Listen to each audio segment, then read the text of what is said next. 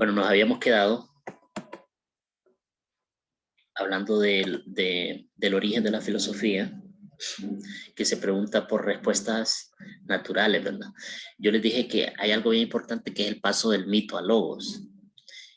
Ustedes hicieron una tarea donde investigaron la genealogía de la mitología griega, o sea, los dioses griegos, cómo se inventaron esos dioses y quién era el padre de todos los dioses, que se llamaba Zeus, los hijos que tenía, los demás dioses famosos de ahí de la mitología griega, que nosotros lo hemos visto en películas como Furia de Titanes, que aparece ahí, que mencionan a esos dioses, ¿verdad?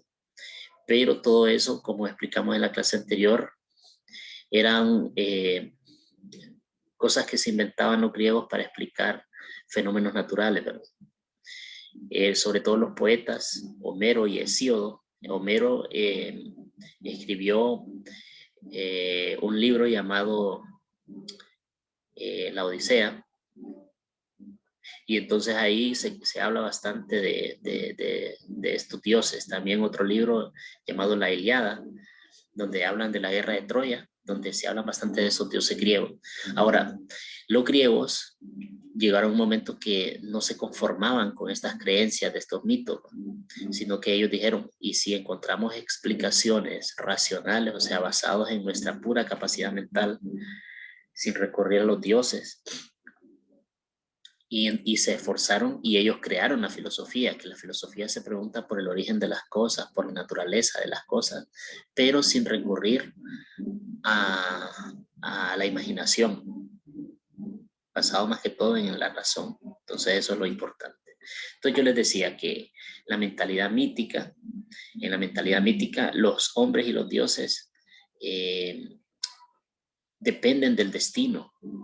Hay muchas cosas que no se entienden, todo es arbitrario, todo es por el azar, el mundo es un caos. Los dioses se enojan y hacen lo que se les da la gana, entonces no. En el logos, todo se basa en la razón, hay un orden. De hecho, la palabra cosmos significa orden. El mundo entonces es visto como que está ordenado y cada cosa cumple una función y la gente tiene menos miedo. Con la mentalidad mítica, cuando la gente se basa en los mitos, tiene miedo porque no sabe lo que va a pasar, hay demasiada incertidumbre. Pero cuando la gente se basa en la razón, en las explicaciones científicas, el miedo se le va o se le atenúa.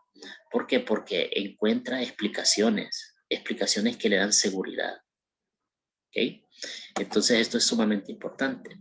Ahora bien, también les expliqué las condiciones o los factores que hicieron posible que surgiera la filosofía en Grecia. Hablamos de una condición geográfica que lo favorecía a ellos porque hacía que navegaran y tuvieran contacto con otras culturas, donde ellos aprendieron de que cada cultura desarrolla una visión diferente del mundo. Y entonces ellos se preguntaron, ¿y cuál es la real entonces? ¿Los dioses de los egipcios, los dioses de los sumerios, los dioses de nosotros, de los babilonios? Entonces todo el mundo se inventa sus dioses. Y ellos entonces empezaron a verlo todo como relativo y que podían ellos trascender eso. El contacto con el Oriente Próximo fue importantísimo porque los griegos tomaron varios elementos culturales de esa gente de Oriente. Recuerde que ahí en Oriente Próximo es donde se inventó la astronomía, la matemática y un montón de cosas que los griegos luego tomaron. Ellos los tomaron para su propia cultura. La ausencia de textos sagrados, los griegos, como les expliqué en la clase anterior, no tenían una Biblia.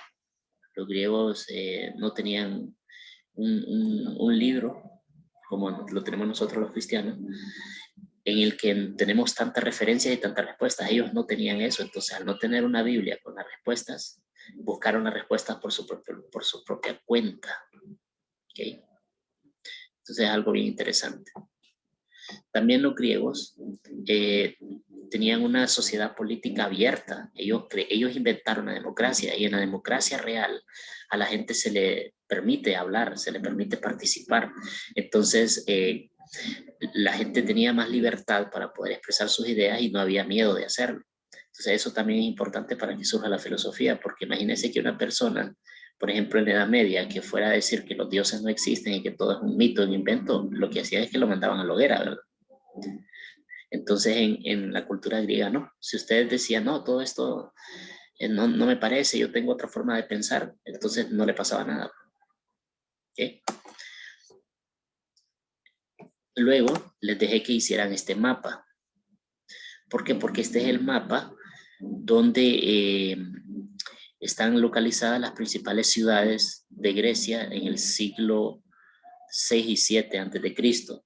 Son las ciudades donde apareció la filosofía, sobre todo, por ejemplo, Atenas, donde aparecen filósofos como Sócrates y Platón, que los vamos a ver más adelante, en la siguiente clase, el próximo miércoles.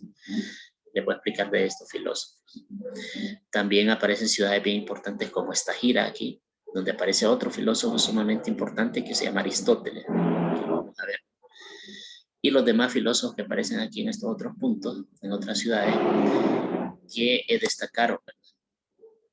Ahora bien, yo les expliqué también que la filosofía se divide en etapas. Y esas etapas son grandes, abarcan siglos. Por eso no es fácil dar una clase de filosofía solo en 6 meses. Siempre se queda corto. Y realmente la clase de nosotros es una introducción a la filosofía porque la clase la van a volver a llevar en la UNA. Si entran a la UNA o en cualquier otra universidad donde vayan, van a llevar la clase de filosofía. Entonces, para que no lleguen nuevos y no lleguen allá y que no sepan de lo que están hablando, yo les estoy dando esta clase, una introducción. Ahora bien, ¿cuáles son los periodos entonces en los que se divide la filosofía? El periodo cosmológico, que va del siglo 6 a.C., la primera mitad del siglo 5 a.C. Se llama cosmológico porque tratan de descubrir cómo se creó el universo, de qué está hecho el universo. Y estos filósofos se les llama también presocráticos. ¿Okay? Y toda esta diapositiva, toda la clase de hoy gira en torno a estos filósofos. El periodo antropológico es de la segunda mitad del siglo V a.C. y aquí ya no les interesa tanto saber el origen del universo, sino la naturaleza humana, qué es el bien, qué es el mal, y si los humanos tenemos alma o no tenemos alma y esas cosas. Entonces esto ya estamos hablando del segundo periodo de la filosofía que vamos a ver en la siguiente clase. El periodo ontológico, que es la síntesis del conocimiento sobre el universo y el hombre. En este periodo ontológico, los filósofos van a decir, a mí me interesa tanto saber el origen del universo como saber el origen del hombre, entonces hagamos una filosofía que lo abarque todo. Y entonces estos filósofos más destacados son Platón y Aristóteles, que los vamos a ver en la siguiente clase. Y el periodo ético-político, que abarca las doctrinas morales y diferentes centros científicos del siglo III a.C., sobre todo en Alejandría, en Egipto. Ahora, esta es la historia de la filosofía antigua. Esta es la historia de la filosofía griega. Después de esto viene la filosofía romana y también la filosofía cristiana, cuando comienzan los cristianos a dominar la cultura en Occidente, ¿okay? Con la Edad Media, que duró 1000 años. Y después viene la filosofía moderna, que surge con la Edad Moderna y los grandes descubrimientos científicos de esa época. Y después viene la filosofía contemporánea, que abarca desde la Revolución Francesa hasta ahora. Entonces, todo esto estamos hablando de más de 2500 años de historia de la filosofía, del pensamiento. Ustedes en noveno les tuvieron que haber enseñado que la historia se divide en secciones, en periodos. Entonces, cada periodo tuvo diferente gente que pensaba y ese pensamiento es la filosofía de su época. Entonces, esta que les estoy enseñando ahorita es la primera, la más antigua, solo abarca el periodo cosmológico. Entonces, yo, como es un tema tan grande, lo dividí en 2 clases, el periodo cosmológico, la clase anterior y la clase de hoy, pero hoy termino este periodo. Y la próxima clase empezaríamos el periodo antropológico. ¿Okay? O sea que el primer parcial es abarcar estos 4 periodos. El primer parcial de este periodo. Y luego el segundo parcial es abarcar la filosofía medieval, la moderna y la contemporánea. ¿Okay? Esa es la idea. Esperemos que no haya contratiempos. Ya explicado esto, pasamos aquí a los presocráticos para abarcar el tema directamente. Y ustedes pueden ver aquí que cuando hablamos de los presocráticos, estamos hablando de dos tipos. Por un lado, tenemos a los presocráticos llamados monistas y los presocráticos llamados pluralistas. ¿Okay? ¿Qué es eso de monista? Monista es que estos filósofos creen que existe un solo elemento, una sola sustancia que hace posible que se crea todo el universo, ¿okay?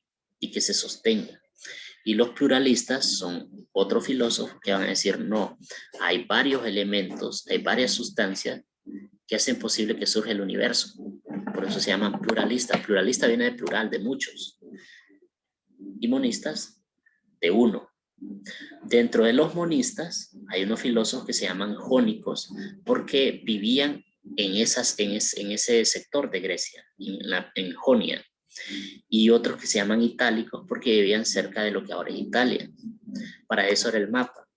Miren, aquí esto es Italia actualmente, pero en la antigüedad era parte de Grecia. ¿Okay? Y dentro de los jónicos vamos a tener a estos filósofos que aparecen aquí,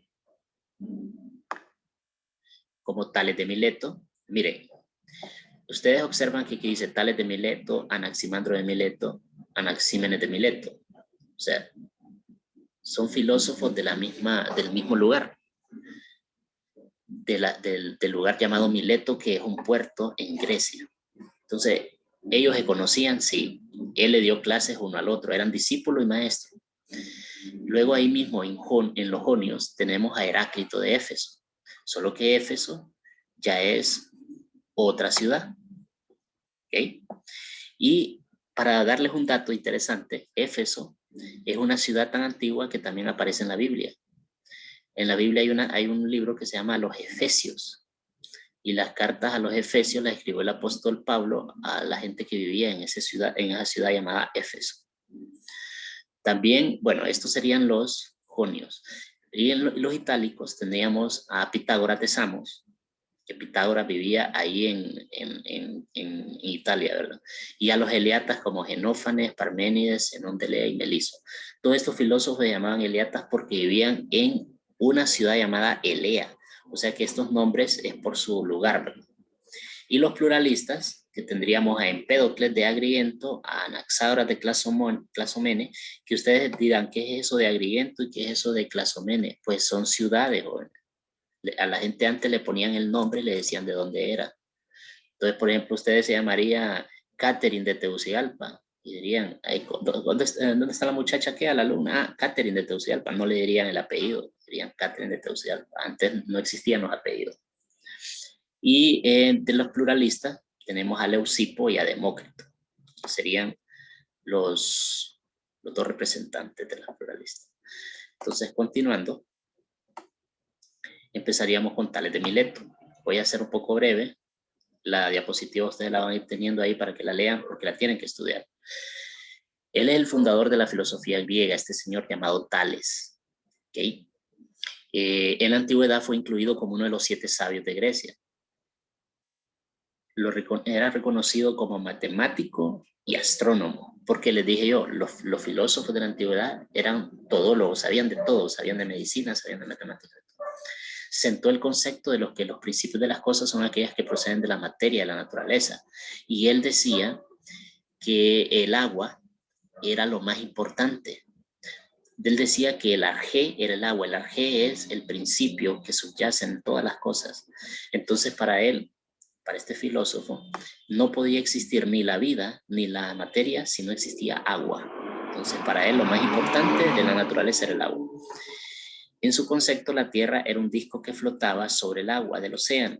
El agua es el origen de la vida y de tal manera todas las cosas de alguna forma estaban vinculadas con el agua, con lo húmedo. De hecho, este señor no andaba tan perdido porque nosotros sabemos actualmente, gracias a la ciencia, de que la vida surgió en primer lugar en el océano. Los primeros seres vivos surgieron en el océano. Las primeras células, los seres multicelulares, surgieron en el agua, en el océano.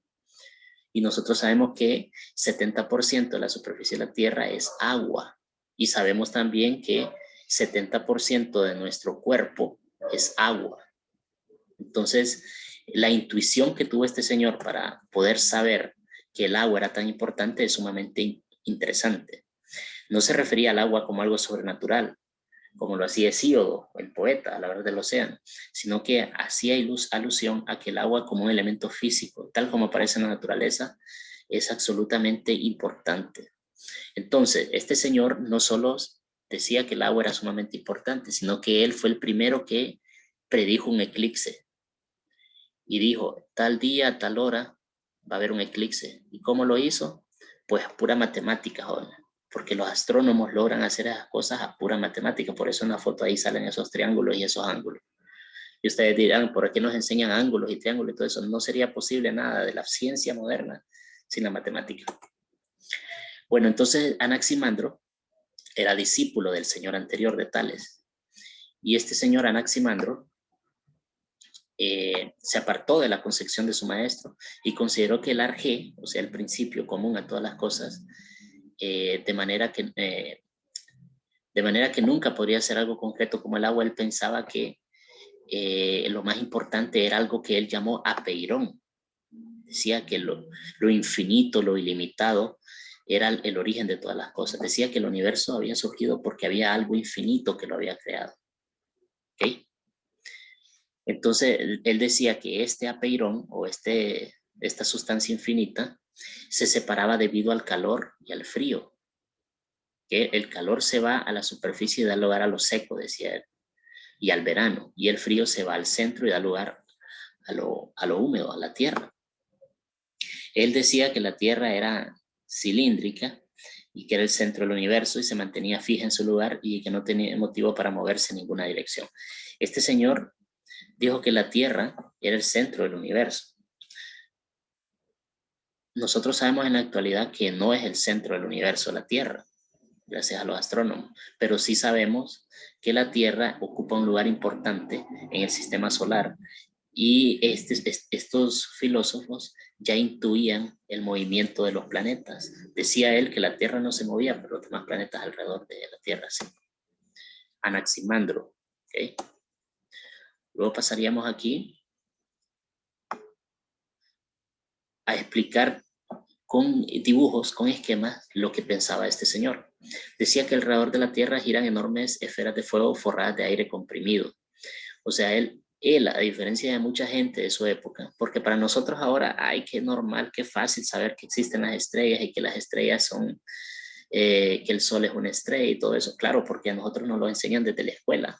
Pero si usted nace en una selva y se cría en una selva, usted no va a tener ni idea de que existen otros planetas y de que existe la galaxia y de que la Tierra gira alrededor del Sol. Usted va a creer lo que los sentidos le dicen. Los sentidos le dicen que la Tierra no se mueve, pero la Tierra se mueve a más de 1000 kilómetros por hora. Pero por la inercia no la sentimos. ¿Y cómo lo sabemos? Porque nos han enseñado en la escuela eso. Pero si usted hubiera nacido como Mowgli, el niño de la selva, no sabría ni hablar. Entonces, en la antigüedad, esta gente creó los conceptos, creó las bases para que nosotros entendamos. Entonces, alrededor de la Tierra, decía él que giraban estas esferas forradas de aire comprimido. Y decía que la lucha entre el frío y el calor produce vapor que cubre las esferas de fuego. Y nosotros sabemos que los planetas tienen atmósfera, la mayoría de ellos. Y que es la atmósfera un vapor que cubre esas esferas. Entonces, prácticamente este señor nos está hablando de la atmósfera de los planetas. Entonces, es sumamente importante porque tenemos una idea antigua de lo que pensaba el ser humano sobre las estrellas y los planetas. Aquí a la izquierda pueden ver que está el primer mapa que se hizo de la Tierra.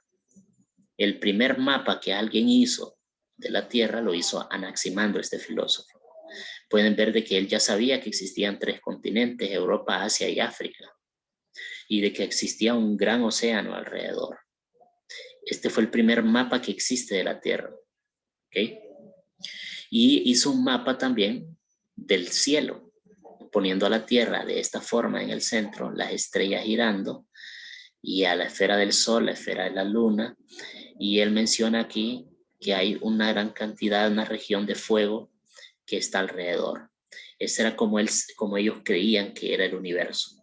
Por un lado está la Tierra, por otro lado están los cielos, como se lo imaginaba, y la Tierra era cilíndrica. ¿Ok? Sumamente importante. De hecho, anoten ahí que ustedes van a dibujar estas dos cosas. Esto se llama gnomón. Se lo voy a escribir aquí en el chat. Ustedes tienen que dibujarlo.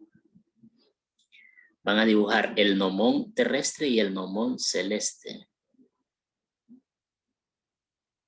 Escríbanlo ahí, joven. Es la tarea 1. Dibujar el gnomón terrestre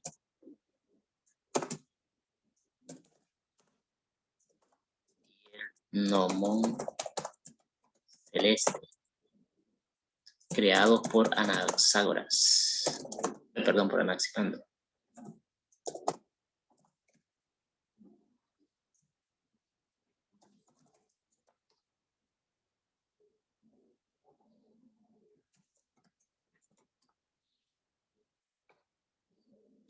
Ok, espero que estemos entendiendo bien. Si hay alguna duda, pues para eso estamos, para aclararla. Ahorita voy a abrir los micrófonos.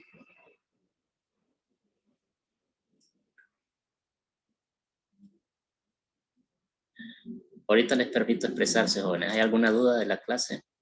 De lo que estaba explicando. Yo sé que para ustedes es nuevo porque ustedes solo están acostumbrados a llevar español, matemáticas, inglés, pero no llevaban nada de estas otras clases como psicología o filosofía. Entonces díganme si tienen alguna duda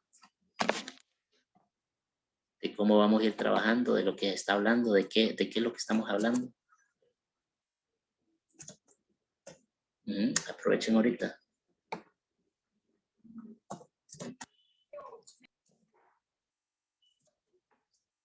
O digan, yo no le entiendo nada a eso, profe, pero hablen porque es necesario que ustedes se expresen.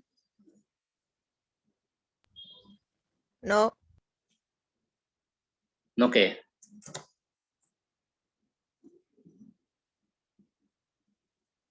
¿Mm? Bueno, Anaximandro sería el primero en realizar un gnomón terrestre y otro celeste. ¿Okay? Y ese es el primer mapa del mundo. Ahora viene Anaxímenes, que era discípulo de Anaximandro, y compartía el concepto de que existía un arjé concreto, de que existía una base que constituía el universo, aunque para él, para este filósofo, era el aire. Él decía que la condensación del aire origina todas las cosas. Su fundamento para sostener tal cosa es que el aire es necesario para todo lo que tiene vida. ¿Es cierto lo que decía este señor?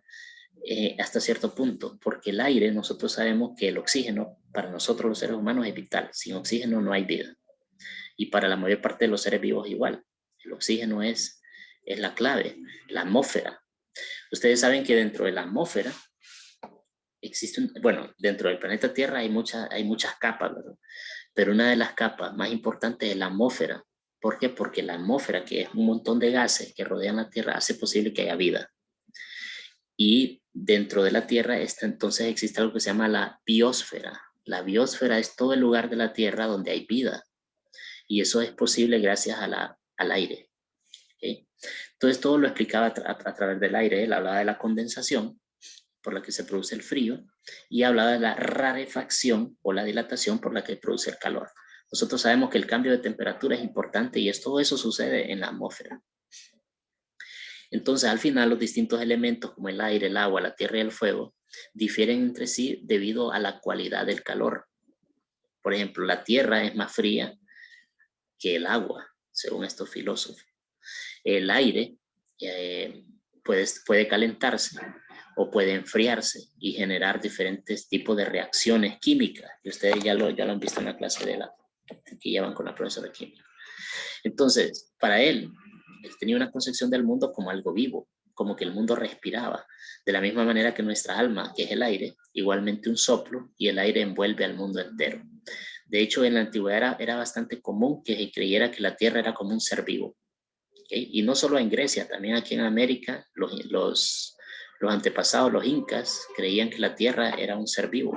¿Okay? Y nosotros como que vivíamos en él. Y es como que imagínense ustedes que de repente, así como nosotros andamos, puede ser que nosotros andemos caminando normal y dentro de nosotros ahí seres vivos hay dentro de nosotros, ¿verdad? Que no ni piensan que existe un ser vivo gigante donde ellos viven, ¿verdad? Por ejemplo, ¿qué decirles? Cualquier bacteria que tengamos nosotros tenemos miles de bacterias. Entonces una bacteria es un ser vivo que anda caminando por encima de nosotros y ella ni se da cuenta que está encima de un ser vivo. Entonces así pensaban los filósofos antiguos de que nosotros éramos un ser vivo viviendo encima de un ser vivo gigante, que era la Tierra. Otro filósofo importante era Heráclito. Heráclito nació y vivió en Éfeso, que les decía yo que es una ciudad antigua, a finales del siglo VI a.C., y para este señor lo más importante era el fuego. Y si ustedes ya me han venido cazando la idea, van a ver que cada filósofo creía que un elemento era el más importante: el agua, la tierra, el fuego, el aire, los 4 elementos. Este señor decía que el fuego, todo lo que vive por la destrucción de otras cosas, decía, y el fuego vive por la muerte del aire. Ustedes sabían que ustedes no pueden encender el fuego si no hay aire, ¿verdad? Ya se lo enseñaron en la clase de química, me imagino, que el aire es el combustible que necesita el fuego para encenderse. Para que pueda haber fuego, debe haber aire. Y si usted pone una candela y la tapa con un vaso, va a ver que se apaga el fuego. ¿Por qué? Porque el fuego consume el oxígeno y ya después que no hay oxígeno, el fuego muere. ¿Okay? Este señor ya lo sabía. Este señor lo descubrió. Y decía, el fuego vive por la muerte del aire y el aire por la del fuego. Él decía, el agua vive por la muerte de la tierra y la tierra por la del agua. Si usted agarra un vaso con agua y mete un poquito de tierra, la tierra se va a disolver y va a desaparecer, y lo que va a hacer es que el agua se va a poner café. Entonces como que la tierra desapareció y murió y se volvió parte del agua.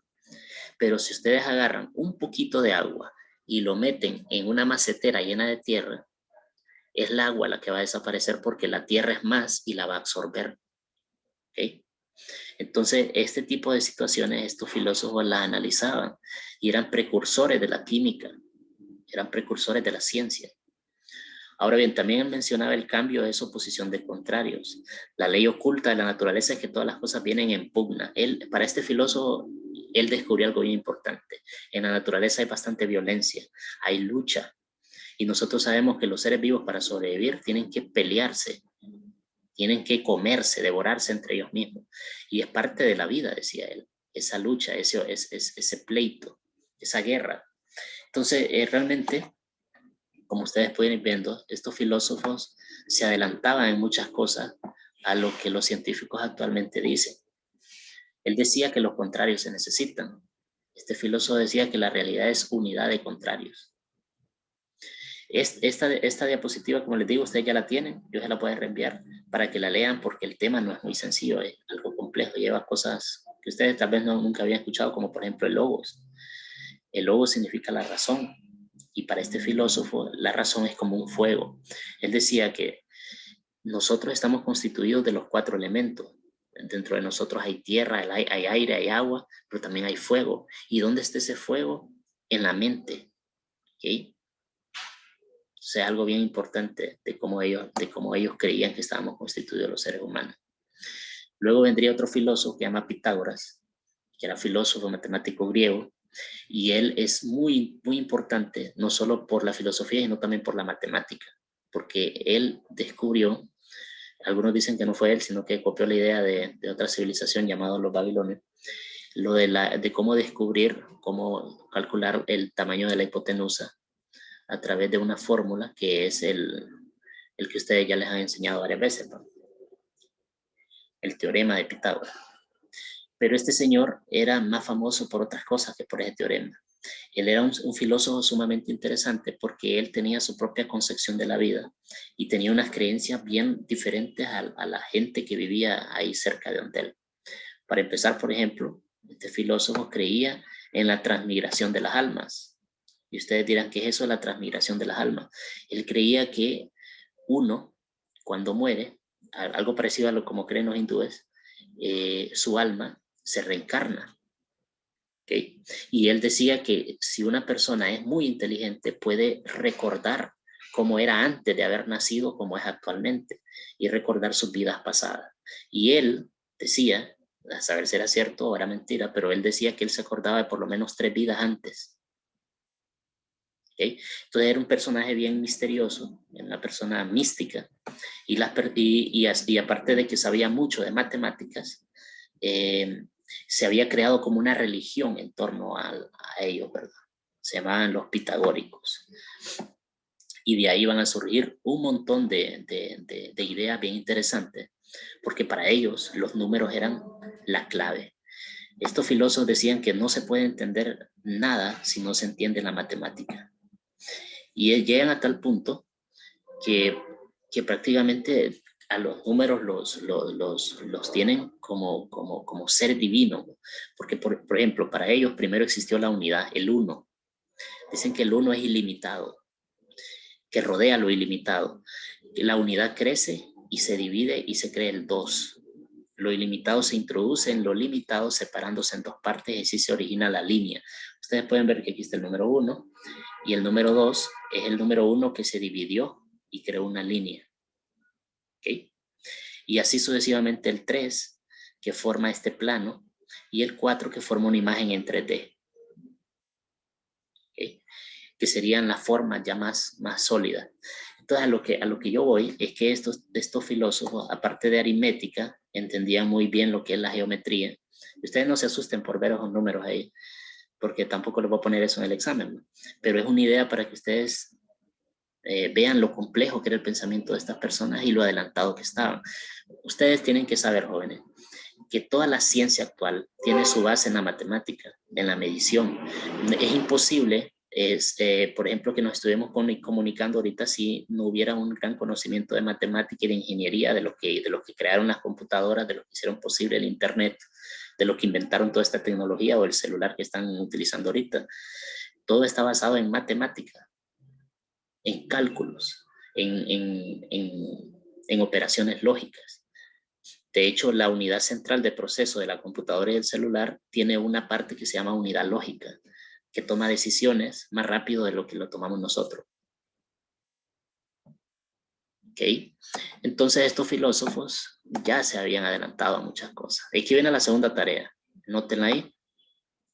Ustedes me van a dibujar en su cuaderno estos sólidos regulares que lo vienen haciendo desde la escuela, pero no es que los van a hacer en cartulina, los van a dibujar nada más. Entonces anoté ahí, dibujar los sólidos regulares. Ya les voy a explicar para qué. Solo queda un minuto, jóvenes, de clase. Entonces, dibujar los sólidos regulares.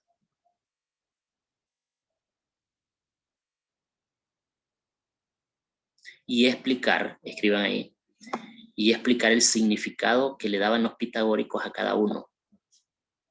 Y explicar el significado